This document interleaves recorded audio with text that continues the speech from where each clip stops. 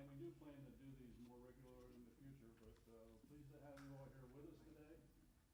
Let me get the microphone so you can hear me. And we are live streaming this across our website, so hence the recording. But anyway, welcome. We're pleased to have you with us today. I'm Jerry Hafer. I represent AMAC and the AMAC Foundation. Just curious, how many of you are aware of AMAC? Wow, great, great. If you're not, there's literature out on the table. Feel free to pick it up and learn all about AMAC. AMAC, whoops. Maybe I should have the clicker. Yeah. AMAC is the conservative alternative for seniors. We represent seniors in Washington advocating for issues of importance. We represent 1.4 million plus, actually close to 1.5 million members, and so we're continuing to grow. And it is the premier conservative organization for seniors. AMAC Foundation is the charitable arm of AMAC. AMAC Foundation was formed in 2014 with a mission of educating and supporting America's seniors. And I'll talk a little bit about how we do that. You can learn more about both these organizations at the websites that are noted on that slide, amac.us and amacfoundation.org. I would encourage you to take a look at them and get more of the background. The AMAC Foundation, as I said, was formed in 2014. And some of the major things that we've done in the 5 years, we've been just concluding our 5th year of operation now. For example, we conducted a major healthcare symposium a few years ago in Washington. We've done a few publications. We published a handbook on Social Security called Who's Who in Social Security. So anyone that wants to contact anybody in Social Security that has anything to do with Social Security, it's kind of a roadmap for how to get to those people. And there's a lot of background information about Social Security in there. And that was one of our publications. We also we operate 2 websites, 2 fact-filled websites that we update every day of the week. One is the Social Security report. And I know you're interested in Social Security, so that's an important one that you might want to take a look at, socialsecurity.report.org. Every weekday we post breaking news about Social Security, and we have a lot of factual information about Social Security in there. The trustees' reports, for example, are all stored there, and a lot of archival information about the program. So it's, as I said, it's a fact-filled site. Medicare report is really about Medicare and healthcare. All the breaking news about healthcare, what's going on in the healthcare world, is posted there every day. So that's another interesting website, fact-filled website, and we update those 5 days a week. So it's constantly broadcasting breaking news about those programs. Very important websites. We also conduct a seminar series on topics that are important to seniors. We do about 2 seminars a month on topics like Social Security, new to Medicare, identity protection, protecting yourself from scams, and there's so many of those around that's an important subject. But we talk about veterans benefits and just a lot of topics that are important to seniors. And as I said, we do those usually at the rate of about 2 a month. So that's another thing that we do. And our flagship program, the group that's putting on this session today, is our Social Security Advisory Service. Have any of you ever used that service? We have a staff of Social Security advisors, which I'll introduce them all individually in just a minute. But we have a trained and certified staff of advisors that can take your question about Social Security, research it, and provide a credible answer for you. Unfortunately, there are very few places you can go to get information about your personal situation on Social Security. So that's why we formed this service. Actually, we're just wrapping up our 3rd year now. And the first year of operation, 2016, was kind of our startup year. And that year we averaged about 25 inquiries a month that we handled. That has grown now to about 300 a month on average. So it really has taken hold. And each case is individual.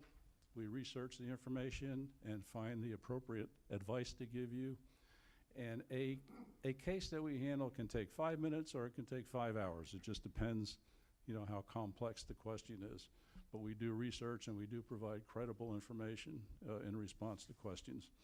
We're really quite proud of that service. Just to give you a feel for, I'll come back to that last bullet point in just a minute. But this graph gives you a feel for how we've grown since 2016. And our 12-month moving average now is up in the 300 range. So we get 300 inquiries a month on average. And it has just, in the last year and a half, it has really exploded. And it's exploded for a number of reasons. We're doing more in terms of publicity to get the word out about the service. And we also, back to that other slide for a second. About 2 years ago, we began to publish a weekly column called Ask Rusty. And we take one of our questions that we've received and we've researched, and we've developed a comprehensive answer, and we publish that to over 7,000 media across the country. And we don't know exactly how many pick that up. It can be in a newspaper, it can be in a blog, it can be on a website or in a magazine. But we know that at least, we estimate, what, 500 maybe to pick it up? Yeah. About 500 media outlets that are picking it up regularly every week. Yeah, that's hundreds of thousands of people. Yeah, so there's hundreds of thousands of people that actually read that column. And if you live in the villages, it's in the villages daily news. So that alone has really driven the interest in our program. So I am pleased to show you the fact that we actually have Ask Rusty with us. So you're gonna get the golden opportunity to really live Ask Rusty. But we use this one as an example because it came from Ketchikan, Alaska. So we know that we're appearing weekly in the Ketchikan, Alaska newspaper. And that gives us a national exposure. And just recently, we got an inquiry from someone that read it in a paper in Guam. So with that, I can say that we're international. So, but anyway, the reason I'm talking about this is because it's what has driven the interest in our program and what has called a lot of the public's attention to what we do. So I mentioned we have 5 certified Social Security advisors. I want to introduce them to you now. I'm going to ask them to self-introduce, and I'll start. I'm Jerry Hafer, as I said earlier. I have lived in Florida for 15 years. I retired from a public utility in Pennsylvania way back, and I came to Florida in 2003, decided I wasn't quite ready to retire, so I signed on as an adjunct faculty member with what was Lake Sumter Community College back then. It's Lake Sumter State College now. I did that for 7 years, retired for about 2 years, then found AMAC and went back to work again and found the foundation in 2014. And so I've been working with the AMAC Foundation since 2014. 2014. So that's me. I'm one of the 5 certified Social Security advisors. And I'd like to now ask any particular, let's start with Eileen. Oh, thank you. Sure. Microphone. You might tell me that I don't need one of these. My name is Eileen Cook. I am a certified Social Security advisor. However, my specialty is healthcare. I've been working in the healthcare field for 40 years and started when, right out of high school, went to college and worked for home care, skilled nursing facilities, both clinical and administrative, and then went to work for the dreaded insurance company and was downsized in 2012 and then moved down here and found AMAC after working for a nonprofit religious hospital group.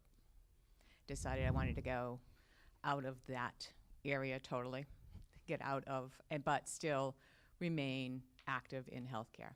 So I am the research analyst. Hi, my name is Hank Suarez Murias, and I just started with the AMAC Foundation in August. I got my certification then. So this is still fairly new to me, but It's a lot of information. I'm just about halfway through the 10,000 or 100,000 pages of rules and regulations. Not close, but but I really enjoy working with the staff. They're a great bunch of people, and any kind of help is just over the cube to me. I'm Sharon Kluchka. I'm one of the Foundation's Social Security advisors. They call me the senior advisor, not because of my age, but I had went to work for AMAC in 2014 as an MSR, and in the beginning of January 2016, when they were really interested in creating a Social Security advisory service for the AMAC Foundation, I was approached due to my accounting and tax background. They said, you can learn that, you can learn Social Security. I said yes, so I've been learning all kinds of things for almost 3 years now. And my name is Russ Glore, also called Rusty. I do the columns. Prior to AMAC, I worked for a little company out of Armonk, New York, called IBM. I retired from IBM in 2003, spent about 10 years playing golf, and then decided to do something more challenging than adding up my golf score. And so I found AMAC, and I worked for a couple of years in other things, but now went to school with Sharon for the initial class for the Social Security Advisor certification. I've also been doing it for several years now, and it's a lot of fun. I can only say I wish I knew back when I took Social Security what I know now.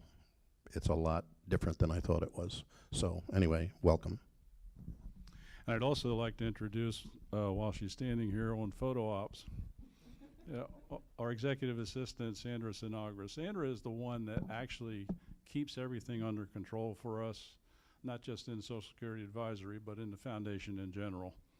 Sandra and I work closely together day in and day out. And if I didn't have her keeping me under control, it would be a mess, and I know that. So that's Sandra. So that's the team. And what we're going to cover today, in the time that we've allowed for this, we're going to talk about the basics. How do you become eligible for Social Security, how your benefits are calculated, and what this thing called retirement age means, because a lot of people, believe it or not, do not understand things like their full retirement age. So we're going to talk about early retirement age, deferred retirement age, normal retirement age. We're going to talk about when to file. That, interestingly enough, is one of the most frequent questions we get. When should I file? And so that's a question that there really is no simple answer. So we're going to talk about that. Working after filing, there are people that file for benefits early and then continue to work. And unfortunately, there's a lot of people do that and don't understand the consequences of that. So we're going to cover all that as well. We're going to talk about how your benefits are taxed. Taxation of benefits tends to be a very unpleasant surprise for a lot of people if they have not prepared for it and weren't aware of it. The fact that your Social Security benefits can in fact be taxed. So we're going to talk about that, how that tax is calculated. We're going to talk about disability, a whole lot about eligibility for disability, how you, the implications of working while on disability, that sort of thing. We're going to talk about the area of spousal benefits and surviving spouse benefits. Probably the most frequent questions that we get are related to spousal benefits. So we're going to cover that in some depth. We're going to talk about, at the very end, we're going to talk about the ever popular windfall elimination program and the government pension offset provision. Those two, we get a lot of questions about that. We get a lot of people upset that don't really understand it, didn't really anticipate it. So we're going to cover how those provisions of Social Security actually work. So that's what we're going to cover in the next 45 minutes to an hour. So let's get into some of the very basics.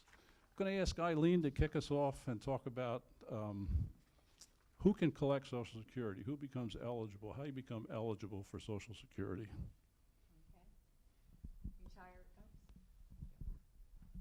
retirees is workers at least 62 years of age and must have at least 40 quarters, which equals 10 years of work to be eligible. Now, a quarter credit in 2018 was $13.20 per quarter, or $5,280 for 4 quarters. In 2019, that will raise to $1,360 and then $5,440 for the 4 quarter credits. Now, spouses of living relatives, living retirees at age 62 is the current spouses and ex-spouses. Now, the ex-spouse, you must have been married at least 10 years. Survivors of deceased retirees, at least 60, 50 if you're disabled, current and ex-spouses. Dependent children under 18 or 19 if they're still in high school. Dependent parents, a lot of people don't realize that. Disabled workers with enough credits, and that varies with the age you became disabled. And disabled adult children if the disability started before the age of 22. Now, what is your full retirement age? Your full retirement age is the age in which you first become eligible for your full or unreduced retirement benefits, and that is important. Your FRA depends on when you were born. Before 1938 is 65, and believe me, I'm very amazed how many people still believe it's 65.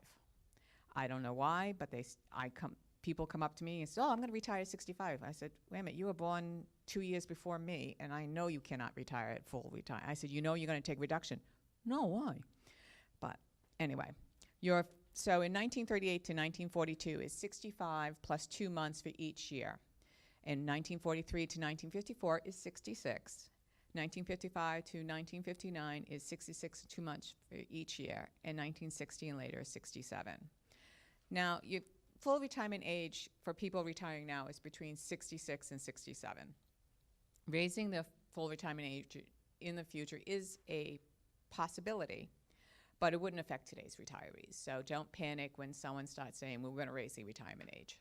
So don't panic on that, which I find a lot of our questions that come into the Social Security advisors saying, if that's going to affect us, if they raise those, the retirement age, how is that going to affect us? And if you're already retired, it's not a problem. So in that, I'm done. So we'll go on to, let me see. You covered full retirement age? Yep. I'm a fast talker, guys. Sorry about that. I also have an accent, which is even worse. Another thing that surprises us with the number of inquiries we get is that people really don't have an understanding of how their benefits calculated. And it's important that that be understood so you can appreciate the significance of some of the other rules. And I'll just run through in a couple of minutes exactly how your benefits calculated. First of all, Social Security has your lifetime earnings information. Every time you file an income tax return, the IRS transmits information to Social Security. So there is a record at Social Security of your earnings and the earnings that have been taxed under Social Security that you paid FICA tax on. That's recorded by Social Security. And when Social Security calculates your benefit, they take all of your earnings records and index them for inflation to bring them up to present values. Because, for example, $4,000 earned 20 years ago is worth a lot more than that today. So they go through an indexing process to bring all that stuff up to current present value. Then the next step is they'll go to your earnings record and select the 35 highest years of earnings. And that's another myth. You will hear people say, well, it's your last 10 years of work, or it's your highest last 5 years. But really, it's the highest 35 years of your working career. And they'll take that number, they'll add them all together, those highest 35 years, and divide that by 420, which is the number of months in 35 years. And 420 divided into your total earnings over 35 years gives you something called the average index monthly earnings. And that's the base figure from which your benefit is calculated. So once you know your, and they're big on acronyms, AIME becomes AME. So if you're calling us for advice and we throw out terms like AME or PIA, that's what we're talking about. But once you know your aim, then the mathematical process kicks in, and that's divided into 3 tiers, 3 segments. And the segments are this.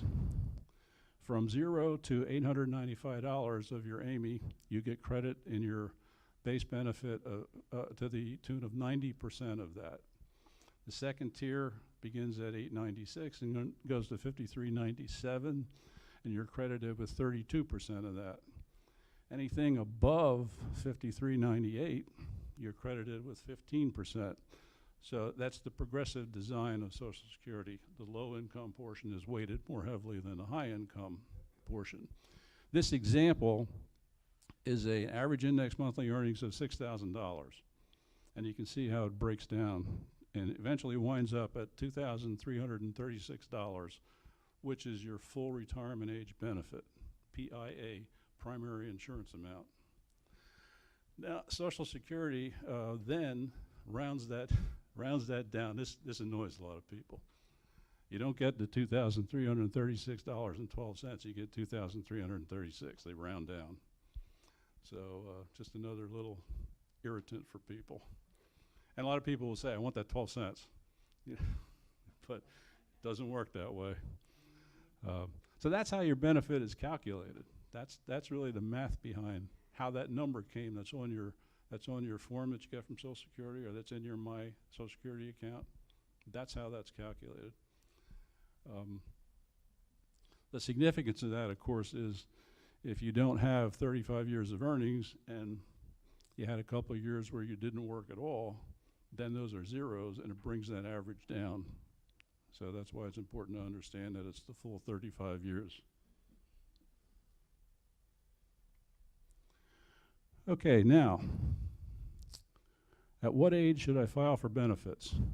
Again, as I said earlier, one of the very, very frequent questions we get when people call and say, I'm 61, when should I file? So we kind of go through a dance of there's no answer to that, we got to talk to you. And I'm going to ask Russ to talk a little bit about that. I can't talk unless I'm on my feet. Yeah, so as Jerry said, people say, when should I file? Well, the answer is it depends. It's always an answer that it depends because everybody's personal situation is different. But by far the majority of people take their benefit at age 62 or pretty close to age 62. I did myself. I'm sorry I did, but I did myself. But it's kind of like maybe you don't know how long you're going to live. Maybe your family history is that, people didn't live so long, whatever. In my case, it was just that, hey, it was there. So I took it. There's a penalty for doing that, as Jerry was mentioning before, but you can see that by far the majority of men and women take their benefit at age 62. If you look back to the full retirement age bar, which is the next highest bar, you'll see that almost everyone takes their benefit at age 62 or up to their full retirement age. Very few people wait beyond their full retirement age.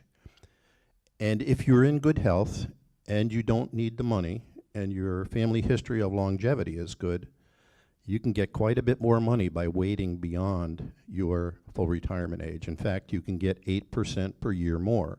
So if your full retirement age is 66, you can actually get 132% of what you would get at age 66. It's a significant amount of money.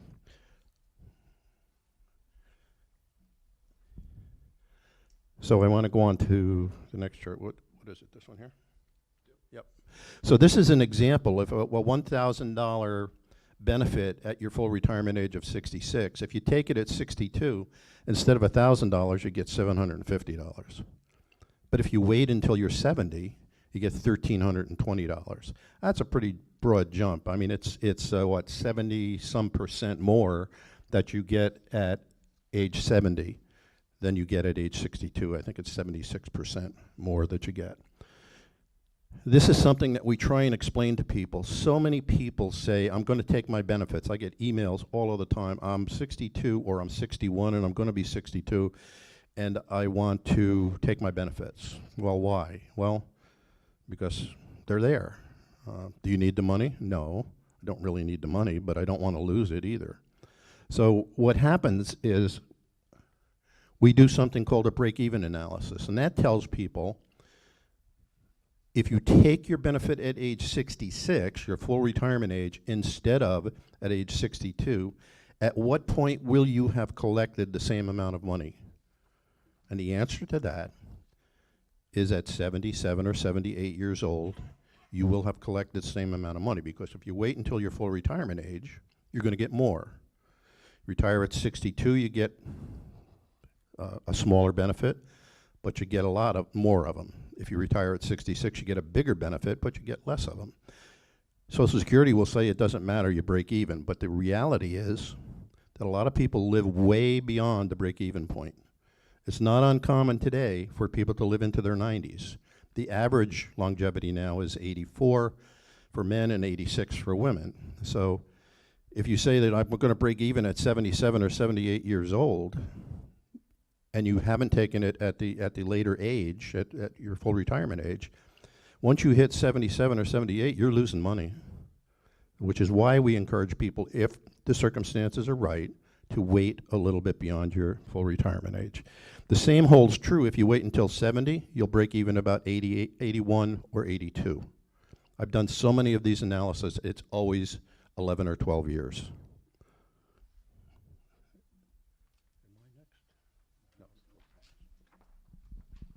I just want to interject something too.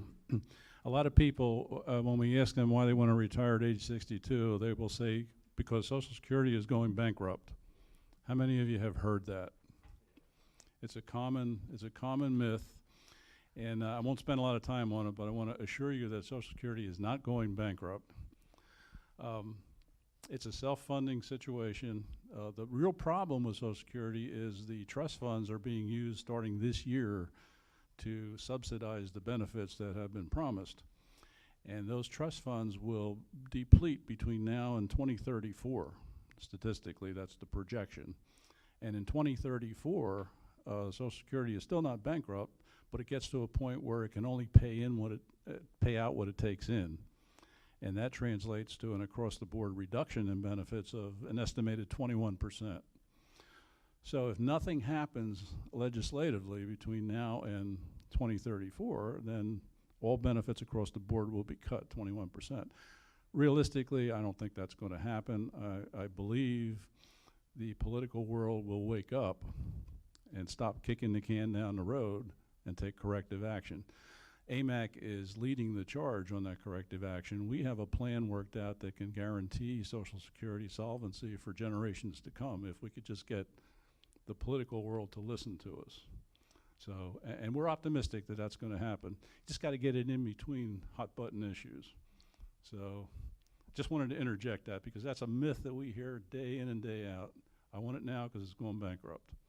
And so as a result, people will make bad decisions based on that myth. So I want to ask Hank now to talk about people that file for Social Security and then continue to work. There are things they need to know to do that. So. Thanks, Jerry. Yeah, citing Russ as an example, at 62 he started collecting his Social Security, but that doesn't preclude you from continuing to work. And then you can augment your income. You can get collected Social Security and a paycheck at the same time. But there is something called an earned income limit because the government, I guess, they want to feel that you are pretty much retired if you're starting to collect Social Security. So they will let you earn up to, in 2018, $17,000, $17,040. If you earn anything after that or in addition to that, then they'll start to reduce your benefit. And they do that by taking or withholding $1 for every 2 that you earn. So for example, here if you earn $19,040, you're $2,000 over the limit. So they would take 1,000, half of that 2,000, they'd withhold. So if you had, say, a monthly distribution of $900, they'd actually withhold 2 payments. So that would cover the 1,000 that you owe. And then in the next year, they'd pay you the balance back because they would have taken $800 more than they needed to. So 800, am I saying that correctly? yeah, 900, they needed the extra, yeah. So you'd get a check back for $800. So if you turn your full retirement age, say in July, so you've worked 6 months of the year, and those 6 months you've made $45,000. Well, you're good to go. You're not going to get any kind of reduction because you haven't exceeded the limit. And there's other ways that you can look at that. If you did exceed the limit, you can take it down to a monthly level as well, which is a 1/12 of that limit. And then you're not affected for every payment, just some. So those are some things to consider. Now also, when you are in your full retirement year, or the year of your full retirement age, the reduction is $1 for every 3 that you earned over the limit. So if you earn $3,000 over the limit, then they're only going to take $1,000, withhold $1,000 in benefits. And if your distribution, okay, how about a question? This is only if you're getting a W-2.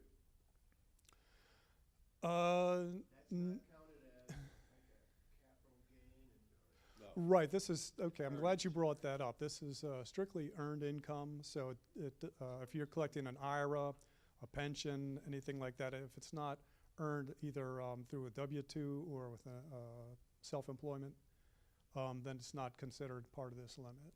So you're not penalized there. And I hate to use the word penalized, it's a reduction, but just the same. Now after you turn full retirement age, you can earn $1 million a month. You can earn any limit. It's not going to affect your payments. So you still get that distribution, the full Social Security distribution. But what you have to be careful of at this point, and I'm going to let our next panelist go over it, is you can get taxed for that amount. So it will put you into a taxable figure. So even though you're collecting the Social Security, on its own, Social Security is non-taxable, but combined with other income, it is. And I'll let. Yeah, note the footnote on the slide. Consider your future working plans when deciding to apply. We take great pains to make people. We take great pains to make people aware of the fact that they could be subject to a reduction in benefits while they're working. So we encourage people to take that into consideration when they apply. Could I just interject a comment there on that working thing? You'll often hear from Social Security that if they withhold benefits from you because you worked and exceeded the limit, that you'll eventually get that back. Well, since what they do is they give you credit for the months, as Hank was explaining, credit for the months that you had benefits withheld, and what they do is advance your claim date by that number of months. But the key is you have to live long enough. All that does is boost up your benefit amount by a little bit. You got to live long enough in order to get all of that money back, and a lot of times that doesn't happen. That's a good point to clarify. So this issue of taxation of benefits, as I said at the beginning, this is something that catches people by surprise. And we do get a lot of calls from people that will say, hey, I've just been told I'm going to have to pay income tax on my benefits. How can that be? I already paid tax. And yeah, it's double taxation. That's just the way it is. But I want to explain how this takes place. And in fact, statistically, more than half of today's Social Security benefit recipients pay income tax on their Social Security benefits. When these laws were put into place decades ago, the limits that were set only affected a very small number of very wealthy high earners. But those limits have not been changed, for more than 3 decades. And so with inflation, it's now catching more than 50% of benefits today, or beneficiaries today, that have to pay income tax on their benefits. And it's I don't expect it to go away, primarily because it's a big number when you consider the whole Social Security picture. It's $38 billion last year in taxes that were paid on Social Security benefits. So it's a pretty influential number. And as a result, until there are things that can offset $38 billion, I don't think it's going to go away. Is that just the federal, or is that federal, an average of federal Just federal, just federal. Yeah, But there are 13 states that do tax Social Security. right. Yeah. Yeah, the 38 billion is the total income tax figure that's coming into the Social Security trust funds every year. So it's a pretty big number. What you do is you start with your adjusted gross income when you file your tax return, and then you add to that figure any tax exempt income, interest income that you did not pay federal tax on, foreign income that had been excluded from federal tax, and then 50% of your Social Security benefit. This is the calculation process that determines how much of your benefit is taxable. So 50% of your Social Security plus those other two items added to your adjusted gross income give you something called provisional income level. And provisional income level is what the actual taxation is based on. And if you're a single filer and that provisional income level is under $25,000, then there's no tax liability. If you're single and that figure is over $34,000, then 85% of your benefit can be taxed. For married couples filing joint returns, provisional income above $44,000 is subject to 85% tax.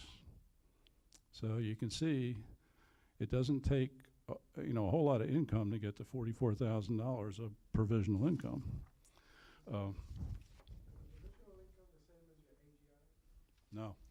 No, provisional income is AGI plus the tax exempt interest that you had back in, plus 50% of your Social Security benefit. Yeah. If you don't reach those provisional income levels, then there's no tax liability. And this is really where we get a lot of the screaming and crying about, I paid FICA tax to earn that benefit, and how can it be that I have to pay income tax? Well, that's the law, unfortunately. Note the bottom, tax withholding on Social Security benefits is optional, and that's part of the problem. A lot of people will not opt for income tax withholding on their Social Security benefits because they're not aware that it's taxable. And then the surprise comes in when they file their tax return and find out that it is in fact taxable. So we typically tell people if you're going to be above those provisional income limits, you might want to consider having some tax withheld from your Social Security benefits so you don't get that surprise when you file.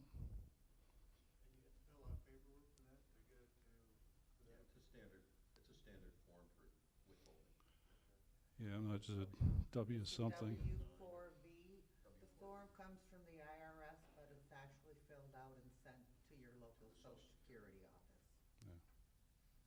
You can just Google form W4V, or form, W4V. You get the form, you fill it out, you mail it to your local office. They specify how much you can have withheld. I think it's like 7, 7, 10, 10, 15, and 20 or something like that. Yeah. You don't get to say I want 11% withheld. You have to pick one of those four.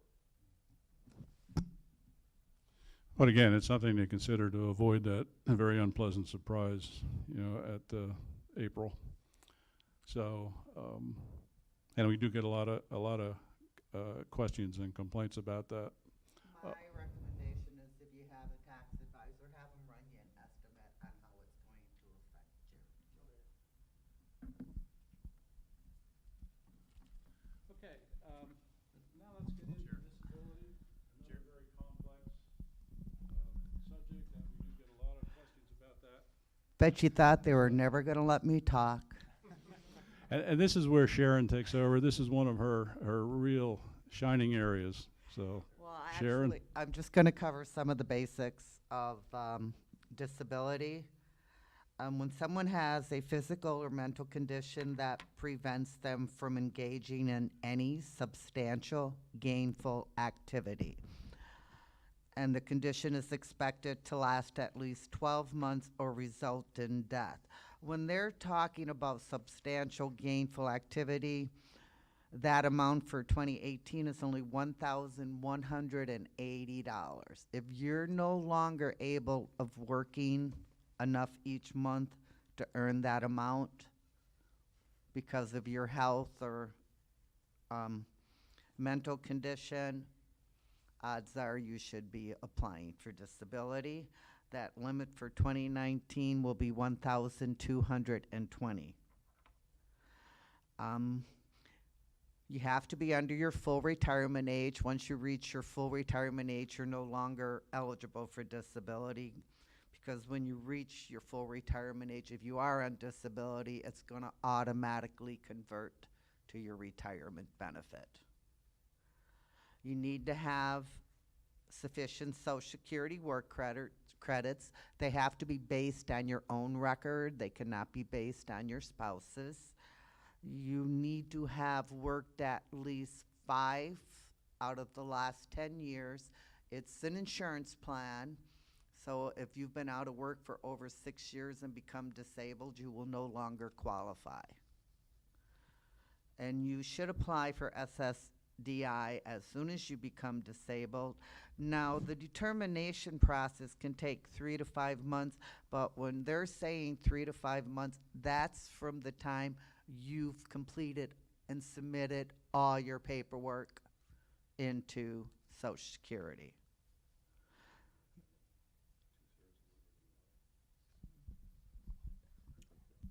Yeah, just on that point, that's for initial determination, the 3 to 5 months. You should be aware that probably 2/3 of initial applications for SSDI are denied, but there is an appeal process, and the appeal process can take years.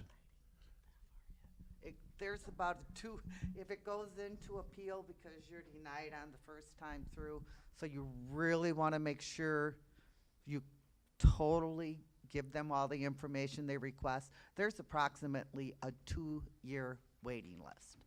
Now, if you've already reached age 62 and you're forced out of work because of your, you can no longer physically work, you do have the option to apply for disability and early retirement benefits at the same time. This way, if and when you win your disability case, they will increase your reduced early retirement benefit to your full retirement age benefit. But you have to do it at the same time. They also have a list of 200 or more compassionate allowances available on the ssa.gov website. If your condition is on that list, and when you apply for disability, you actually want to call Social Security. You want to give them the name of your compassion allowance, because this can get your application verified in as little as 10 days. There will still be a 5-month waiting period to get that first disability payment. But once again, if you're already 62, you have the option to take your early retirement benefit while you wait for the disability payments to begin.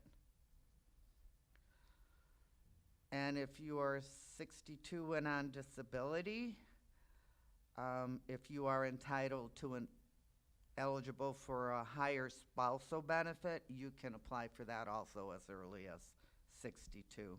But your spouse must be collecting their benefits to receive it.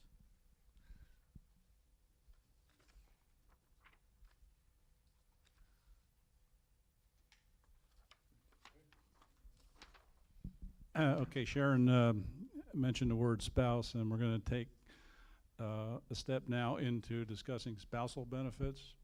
And as I said at the very beginning, that's one of the more frequent question areas that we get. What are spouses eligible for in benefits, and how does all that work? So I'm going to ask Russ to jump in on that. Yeah, Jerry mentioned earlier that this is probably the on the list of questions that we get. The questions about spousal benefits that's right on top. I mean, that's what most of the questions that we get. 62 is the minimum age, but if you it's amazing because people almost everybody thinks that you get half of whatever the higher earner gets. You get 50%. But that's only true if you have reached your full retirement age. So many people write in or call in and say, I'm 62, I get half of my spouse's benefit, right? No, you don't. Anytime you take a Social Security benefit early, before your full retirement age, that benefit is going to be reduced. So if you take it at 62, it's only going to be about 35% of the spouse's benefit instead of 50%. It goes up a little each year. It's a fractional amount per month, but that's the only way you get that full 50%. And that's true for spouses and ex-spouses. Ex-spouses have to have been married for a worker for at least 10 years and not be currently married. It's funny, I just got a question from, the question was, how can this be? And he was going on about hearing that his current wife was receiving spousal benefits. And he found out that his ex-wife was also receiving spousal benefits. And not only that, he had a friend who was in the same situation. And he said, how can this be?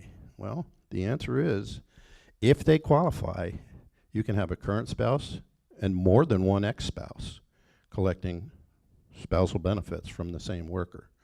So, and in this case, he said, I also have a friend that's in that. So it's you know, believe it or not, that's the way that the system works.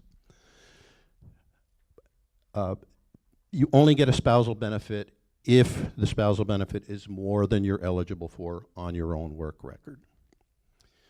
Survivors is kind of similar, except for a survivor, it's as much of 100% of what the higher earning spouse was earning. But again, that is only if you have reached your full retirement age. You can take a survivor's benefit as early as age 60, but if you do, it's going to be about, 28.5% less than if you take it at your full retirement age. It can be the same situation as there was for spousal benefits. You can have more than one survivor collecting benefits from the same worker. You can collect spousal or survivor's benefits as early as age 60 or 50 if you're disabled, but if you have a minor child from the worker, then you can collect it at any age, or at least until the child reaches 18 years of age or old, or 19 if in high school, which is really leading to the next point, that dependent minor children and dependent parents can also get survivor's benefits. However, there is a family maximum. Family maximum is for people in the same household, so multiple spouses or ex-spouses can collect, but people in the same household are subject to a family maximum. Social Security just doesn't keep doling out money.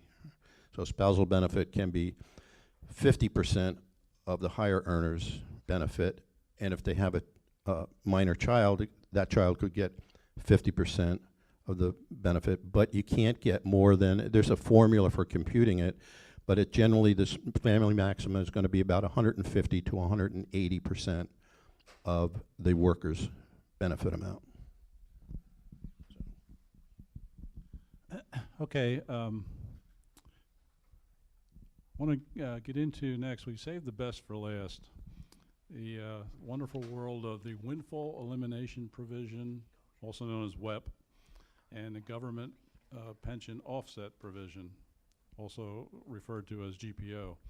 And I'm going to ask Sharon to talk about that. Sharon has researched these particular areas in depth and handles a lot of questions about who's impacted by WEP, how's it calculated, what's the impact on my Social Security benefit, that kind of thing. Same thing with GPO. So I'm going to ask Sharon to take over on this one. Do you want me to call it WEP or WEEP today? Jerry likes to call it WEP. Yeah, WEEP. WEP makes us weep. It's intricate. There are two provisions, one, the windfall elimination provision and the government pension offset. We'll start with the windfall elimination provision, known as WEP. And it applies to those who work for state or local government agencies, including some school systems, that were not covered by Social Security and for which Social Security was not withheld from their pay. There are still 27 states that affect state and local government employees and 15 that still affect teachers. And the earnings from this work will not show up in Social Security's calculation, thus lowering the calculated benefit. WEP in turn accounts for these earnings by applying a different calculation process to determine benefits. Earnings from Social Security covered work can offset the WEP reduction. And this reduction goes beyond the worker's primary insurance amount, known as PIA, and it will also affect benefits that spouses or other dependents are entitled to. It does not, however, apply to the survivor's benefits. And short of having 30 years of substantial earnings, you have the option to forfeit your government pension, except for what you paid into it, to avoid the WEP reduction. Most people, I'm sure, do not want to do that. Then you also have the government pension offset. Now, the government pension offset affects any spousal benefit the worker is entitled to.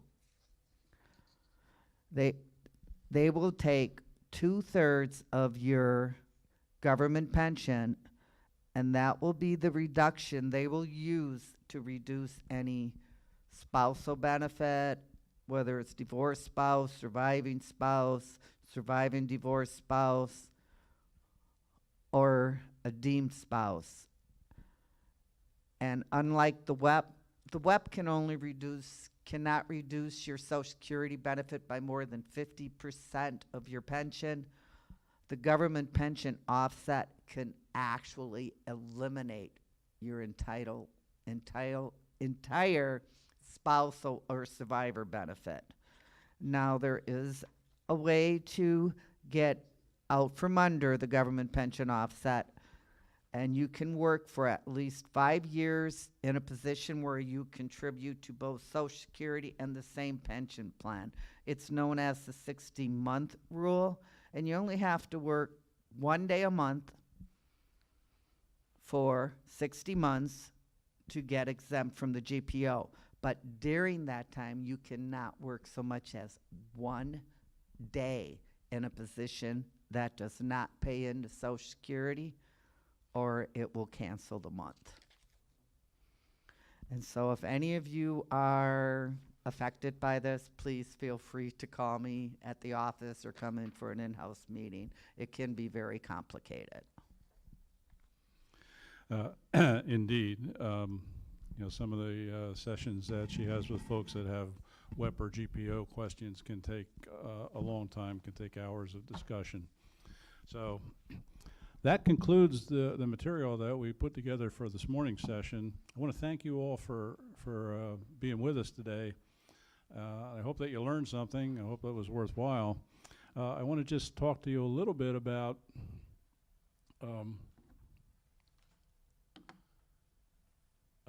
the foundation website itself. We do sessions like this, as I mentioned early on, about 2 times a month. And if you want to stay up to date on upcoming sessions, you can go to our foundation website, which is amacfoundation.org/events. And on the events page, we list all of the upcoming seminars with a description and instructions on how to register. And we post every time we schedule a session, we automatically put it on the website. So that's always fairly current. And again, our advisory service is free to the public. We do not charge for any of our services. And anyone that you know of that may be interested in having Social Security advice from our advisors, the instructions on how to submit a request can also be found on the website, and that's amacfoundation.org/services. And on that services page, you'll see the instructions for how to get in contact with us and to submit a request. And also, just to reiterate, if you have an interest in Social Security or Medicare and health care, that sort of thing, just frequently access those websites. They're updated 5 days a week. And every morning you'll see a new display of breaking news about Social Security and health care and Medicare.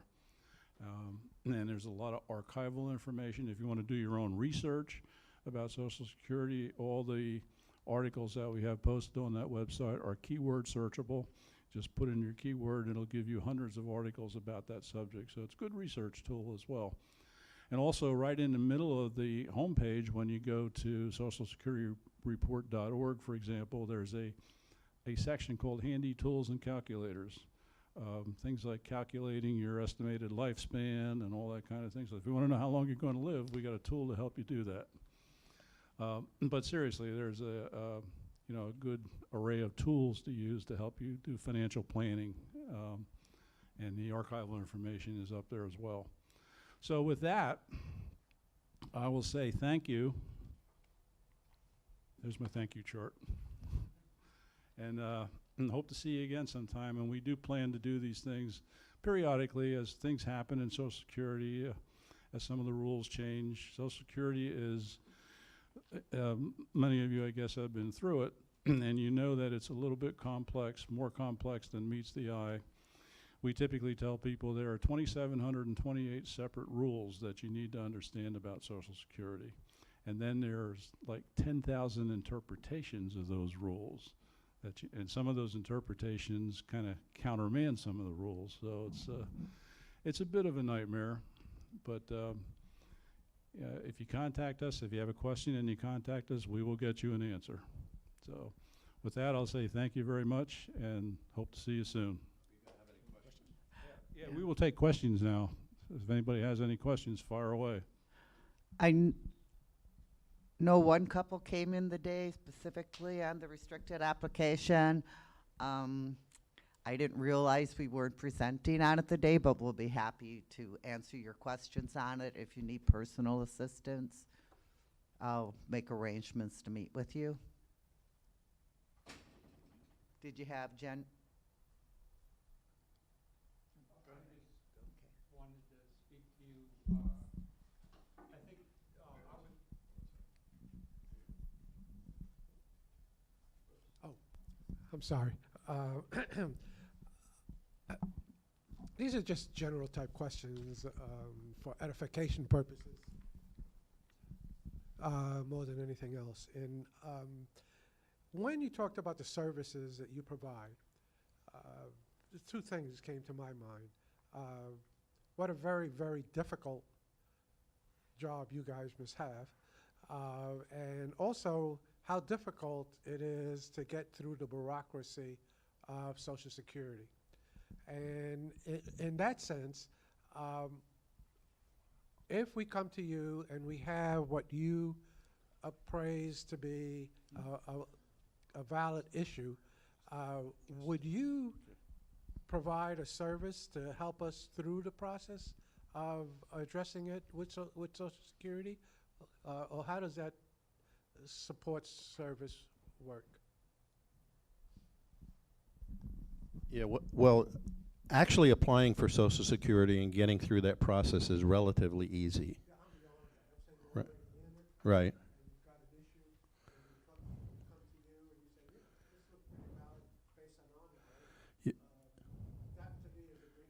Yeah. Yeah, and we do that on a fairly regular basis. We get questions. Social Security told me this. Is this right? And unfortunately, a lot of times, Social Security gives out bad information. So we can give you the information that you need. We can answer your questions. We can't go to Social Security for you, but we can give you the information you need to go back to them and say, hey, I think it works like this. Yeah, if you're having a problem with your benefit, you feel it's wrong, or they withhold payments and you feel it's wrong, you can contact us. We can go over that information with you, and we can direct you to how to properly file a request for reconsideration because you don't feel you owe the money, that they've made a mistake. We can also give you the information on how to file an appeal with them to get things straightened out. We just cannot represent you. Yeah, some of the things we've helped on, for example, was a couple who got a notice from Social Security that they owed $38,000 because Social Security said that an ex-spouse had collected, unbeknownst to this worker, had collected on his record. Well, that was kind of a shock to them because what was going to happen is Social Security was not going to give him benefits until he paid off the $38,000. So we were able to help him through that and give him some advice and tell him what to say and how to file an appeal for that kind of decision. And it ended up being reversed, so he didn't have to pay that. And it was a case of where the ex-wife had been married and divorced and married and divorced and married and divorced, but she can't collect spousal benefits when she's married. So she was collecting them while she was married, unbeknownst to this gentleman. And as a result, he shouldn't really be liable for it. Right? So he was able to get through that.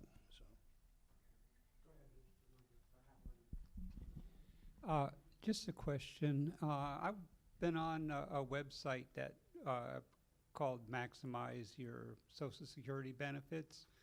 I was born in '53. And they told me that my full retirement age is next year, which I'll be 66. They told me that I could file and suspend. I really don't understand. Oh, okay, you can no longer file and suspend. That strategy is gone. Are you looking to delay your benefit and maximize it? Yes. Are you taking your Social Security benefits yet? Because what is still available to anyone born on January 1st, 1954 or before is known as a restricted application for spousal benefits only. This is normally where the higher benefit earner wants to delay his benefit so it can continue accruing delayed retirement credits up to 32%. You have to be your full retirement age of 66 to file a restricted application. But your spouse has to be taking their benefit because what you will receive is 50% of their full retirement age benefit regardless of what age they took their benefit. You'll still get the full 50% of the full retirement age benefit. And this allows your own benefit to continue growing up to the age of 70 when you would take your own benefit at the full 132%. Now, it doesn't affect your spouse's benefit. It doesn't affect your benefits. And you're not locked into it. Say you turn 68 and something happened financially. I need my full benefit now. You simply contact Social Security, apply for your own benefit, and you'll still keep any delayed retirement credits you had earned during that period. What are the procedures to initiate this? Well, your spouse would have to apply for hers first. Okay. And once she applies, you can even file the restricted application in the same month she applies and begin the same time. So she would apply. When she applies, you would apply behind her. You can apply online, or you can make an appointment and go into your local Social Security office together and apply in person. And for more detailed information on it, please call me at the office, or you can meet with me at the office, whichever you prefer. We can schedule a meeting, and I'll make sure you have the complete instructions for the filing process. Okay? I have a couple questions. If I take my benefits at 62, and then I switch to half of his or whatever it is at spousal benefits at full retirement age, but he reaches full retirement age a year before I do I have to wait until I reach full retirement age to switch to that spousal benefit, or can I switch to it when he reaches full retirement age? A lot of it has to do with the timing of when you both apply. What year were you born? 57. 57. So if your spouse is already collecting Social Security benefits, then when you apply, you're going to automatically get your spousal benefit. He just shook his head. He's not collecting yet. So if you take your benefits at age 62, you'll be collecting your benefit until such time as he applies for his benefit. When he applies for his benefit, then you'll get the spousal benefit, and that'll happen automatically. Okay. All right. My other question is, if I take it at 62 and then I switch to the spousal benefit, what constitutes a reduction, and what is the difference between that 33% and 35 and 50% reduction? How will I know if that's reduced? How much is the reduction? Is that what you're asking? How much is the reduction?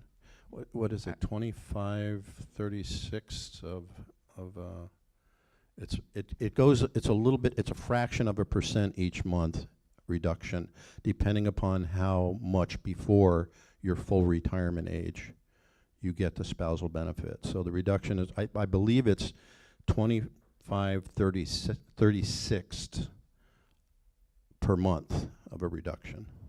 I'd have to do the math to see what that was. I think it's 4.7, something like that. I can't see that. I can't read that. So, yeah, it's a fraction of a percent. I mean, if you after we get done the question and answers, I can do the math on my calculator and let you know. Thank you.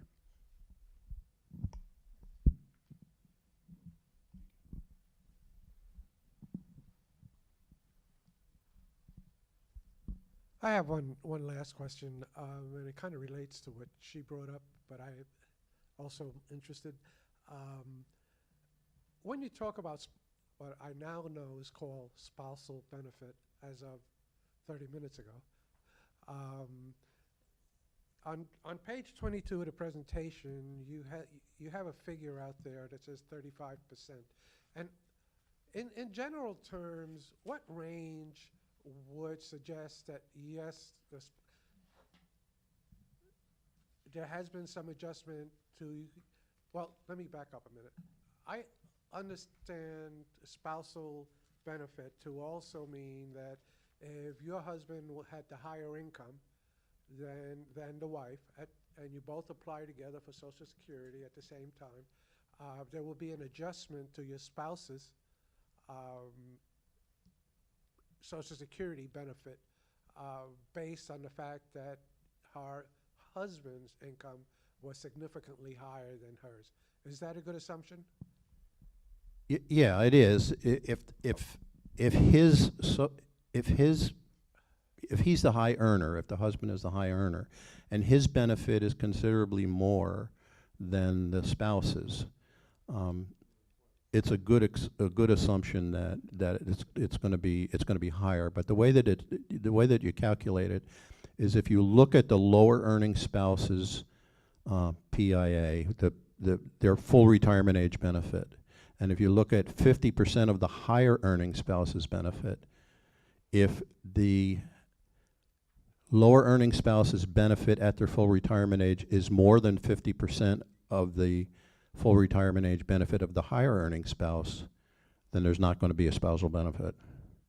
And in the case where it's not, what's a good ballpark relative percent that says, yeah, you're okay here, there's no issue in terms of spousal benefit? I'm into retirement now 10, 15 years.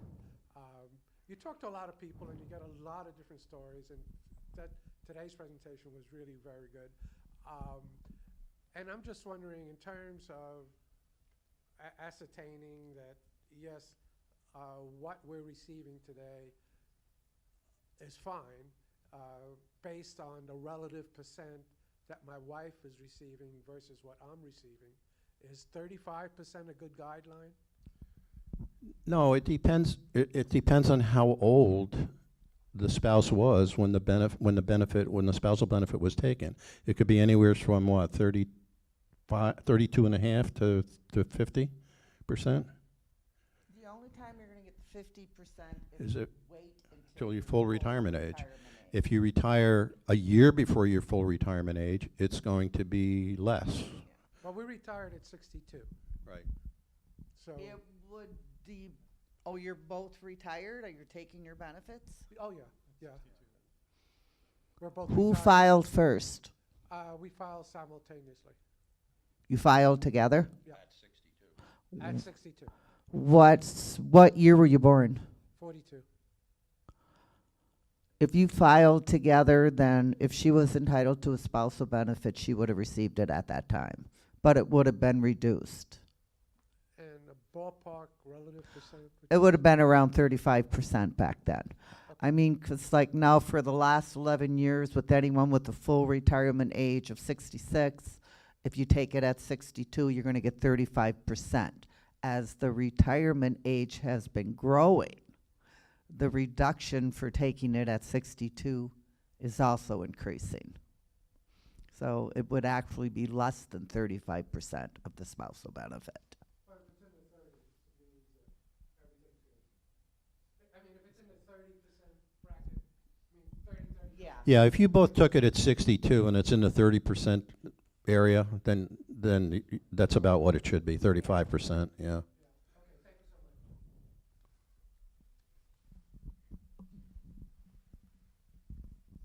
Eileen, you used the term when we were talking about benefits and changes at the beginning, you used the term retirees. I would like a definition on what that term means.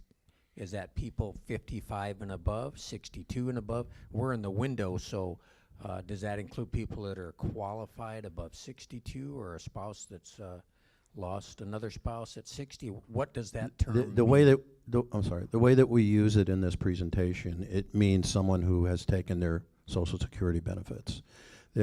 It's not in the context of you have a job and you retire from that job.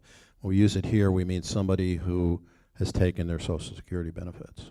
So even though we're in the window, You're in the window. We are not You're not retirees. retirees.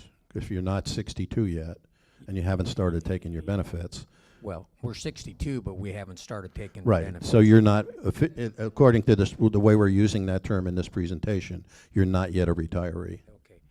But the politicians would be pretty silly to smoke somebody at, it's eligible in that window, I would think. Oh, yeah. The way that, if there's any changes made, it's going to be for future beneficiaries. It's not going to affect you.